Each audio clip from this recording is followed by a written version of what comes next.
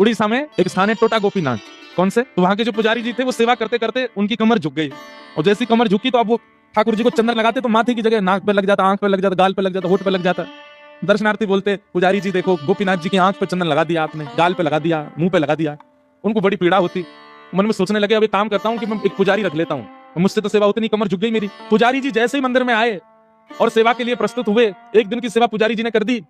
रात्रि में मंदिर जैसे ही बंद हुआ तो महाराज पूर्व के जो पुजारी जिनकी कमर झुक गई, उनके स्वप्न में श्री ठाकुर जी गए और ठाकुर जी जाके बोले, देखो मुझे आपसे सेवा चाहिए, ये कोई और मेरा स्पर्श नहीं करेगा, आप ही चंदन घिसो, आप ही पोशाक पहनाओ, आप ही श्रृंगार करो। ठाकुर जी मुझे बहुत प्रसन्नता है कि आपको मुझसे सेवा चाहिए, पर मैं तो बीमार हो गया, मेरी कमर झुक गई, अब कैसे चंदन लगाऊं आपको? ठाकुर जी बोले, हमें नहीं पता, हमें आपसे सेवा चाहिए, कल सुबह पुजारी नहीं आना चाहिए, आप ही आओगे सेवा में। बेचारे प्रसन्न भी हो रहे थे पर रो भी रहे थे। प्रसन्न इसलिए हो रहे थे, बताओ ठाकुर जी को मेरे हाथ से सेवा चाहिए, रो इसलिए रहे थे कि मैं सेवा कर नहीं पाता। दूसरे दिन स्नान करके मंगला में जैसे ही मंदिर में प्रवेश किया तो क्या देखा, जैसे हम बैठे हैं सुख आसन में, ठाकुर जी नीचे ही बैठ गए, बोले लो हम भी बैठ गए, अब करो हमारी सेवा। तो उनका नाम पड़ गया टोटा गोपीनाथ। पर एक टोटा गोपीनाथ जब बैठे हुए ठाकुर जी,